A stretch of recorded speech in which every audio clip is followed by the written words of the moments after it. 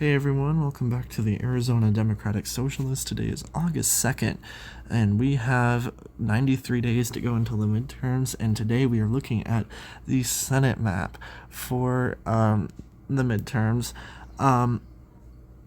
with just 93 days to go once again. So thank you for tuning in, and let's get started. So first, I want to get this out of the way. These midterms are by no means going to be completely free and fair, most likely. I think a lot of the pundits and consultant class and institutionalists automatically assume that everything is a-okay and Trump is totally not going to try to steal the midterms via legal and possibly illegal ways.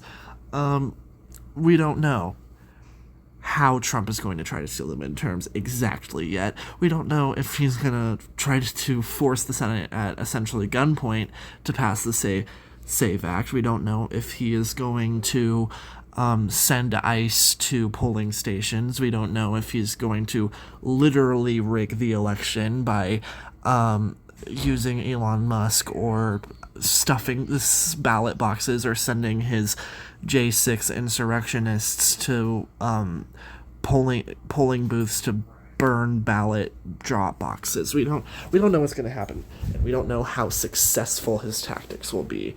So, but for the purpose of this video, let's be like the corporate media and the pundits. Let's assume that everything is butterflies and rainbows and sunshine and kittens and puppies and whatnot, and that everything is a-okay, and these elections are going to be free and fair. So let's start out with the safe states for the Democrats. I think that there's going to be a number of safe states that were closer in 2024, like New Jersey. I don't think New Jersey is going to be competitive this time. I don't think Minnesota is going to be all that competitive this time. I don't think Virginia is going to be all that competitive this time. Minnesota, I think, is on the cusp, and Virginia too are on the cusp of safe and likely, but I'm just going to put them in safe for now.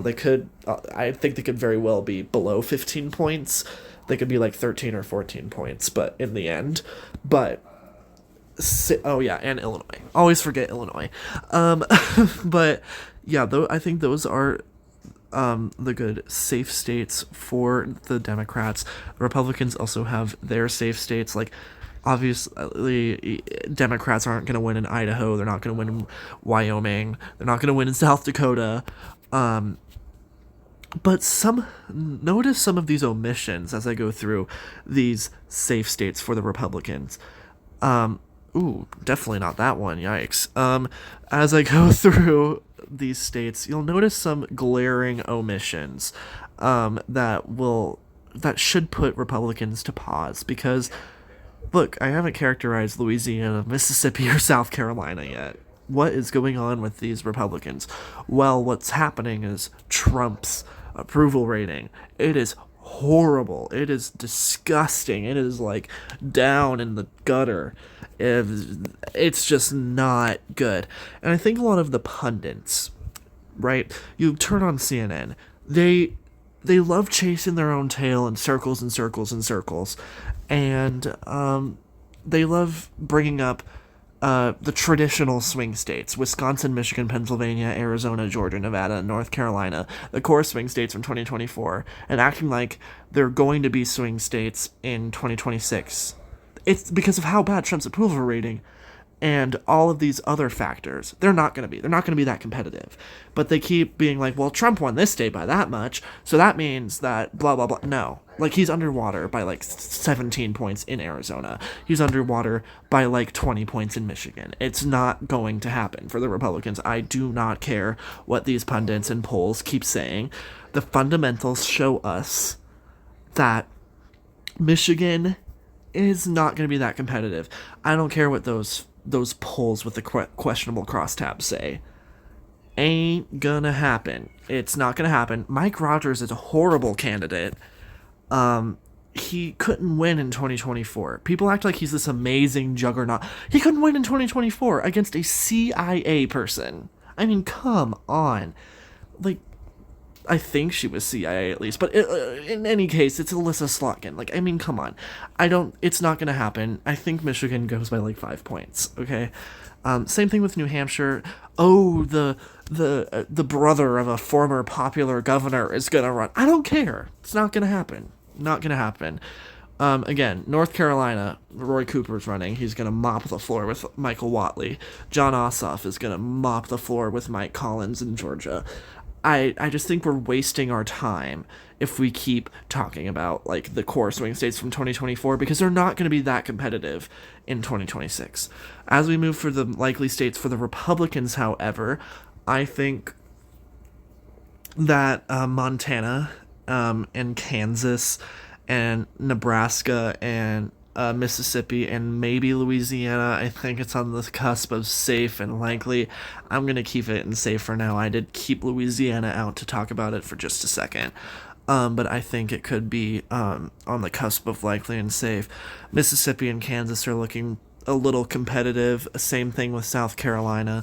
This is not good at all for the GOP. I mean, you do not want to be defending South Carolina if you are the GOP. Like, and same thing with Florida. I think Florida's going to be around 5 points. And that leaves us with the core swing states for this cycle. And I want to actually spend our time talking about these: Alaska, Texas, Iowa, Ohio, and Maine. I think that Maine, I just think Susan Collins, her time is up. Concerned Susie is done in Congress. She has, partisanship is just gonna catch up to her.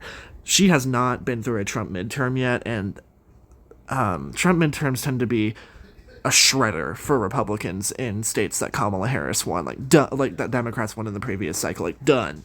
Like, she is done. She's not going to win anymore. And even if you look at her past electoral performances, the margin keeps getting smaller and smaller and smaller. Like, if you compare 2014 to 2020, like, the difference is, wow. Like, if they counted up all the votes, it probably wouldn't have been an 8, like, from ranked choice voting, it probably wouldn't have been 8 points, probably would have been closer to 3 or 4 in reality. So I honestly think that Troy Jackson wins by like 4 points. I might move it over to likely at some point because I just think Concerned Susie is on her way out. Everyone is like, oh, but she's this electoral juggernaut. It's not going to happen this time. It's just not. Like, I'm sorry. You can argue with the wall. I don't care.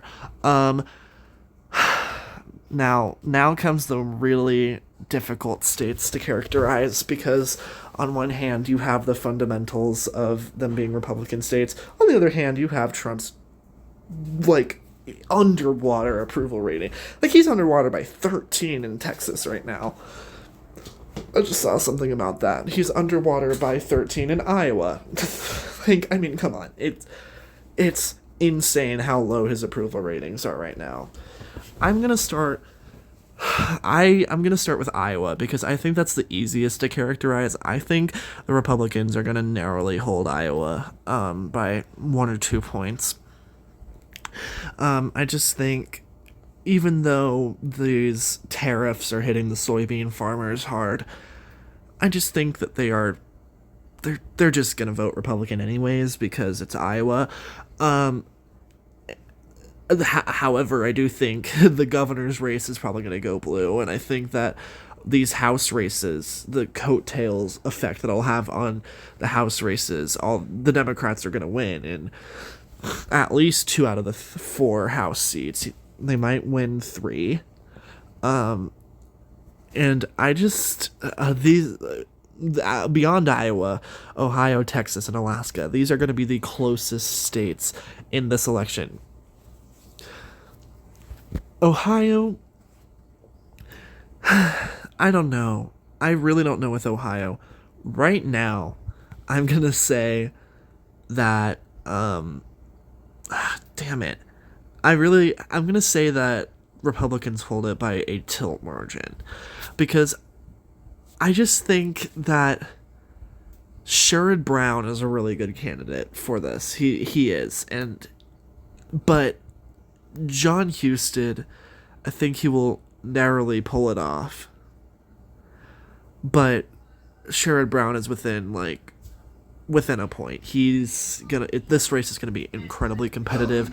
I think it really depends on areas like Mahoning County and Trumbull County. Like, if Mahoning County and Trumbull County go blue, then it's over for Houston. Like, on election night, you really should be watching Mahoning County. That's just kind of a sidebar. Mahoning and Trumbull counties. Those are ones that are really, really need to watch in Ohio. And then the next one I'm going to characterize is Texas. Now, this is insane, but it is undeniable that James Tallarico has the lead over Ken Paxton. The Fox News poll, whatever the other one is called, the other reputable poster that has pollster that has James Tallarico ahead. It is undeniable that James Tallarico is in the lead in Texas. Like, even amongst like a Trump plus 12 or 13 electorate, he is winning. I don't think the electorate is going to be that red. I think the people who turn out, it's going to be like Trump plus 8 or Trump plus 7. So I think that Tallarico can pull this off. Again, counties to watch. We're going to be talking about this in another video, but I think Jefferson County, where Beaumont is, Nueces County, where Corpus Christi is, are some of the counties that you really need to be watching. Zapata County as well. And I just think that this race is going to be incredibly competitive, but as of right now, and definitely things can change by November, Tallarico is in the lead. He has the very narrow advantage in this Texas Senate race, based off of fundraising, based off of polls, based off of candidate quality. Ken Paxton is a horrible candidate. He is the worst candidate Republicans have put up in any of these Senate races. Like, even Michael Whatley is better than this guy. Like, Michael Whatley is a nobody, but this guy, Ken Paxton, horrible choice. Donald Trump made a huge mistake with that, and I'm very happy about it. But anyways, our final state to characterize is the state of Alaska, where incumbent Republican Dan Sullivan is in some real trouble. He is in the fight for his life in this, and I think he loses that fight. I think Mary Peltola will win that Senate race. Much like she did in 2022. I know it was against Sarah Palin, but even in 2024, in a huge Trump year, in a huge Republican year, she only lost re-election by 2 points. In this national environment, she's going to be able to pull it off. She's a unique candidate, and I think that she will be able to really drive out the Native Alaskan vote up on the North Slope and out near Bethel. And she will be able to depress turnout among the super Trumpy voters in that area. Like Trump will be able to depress her. Like, they won't show up and vote. Because, like, the type of voters that only vote for Trump and don't vote in midterms, I think that will just push her over the top.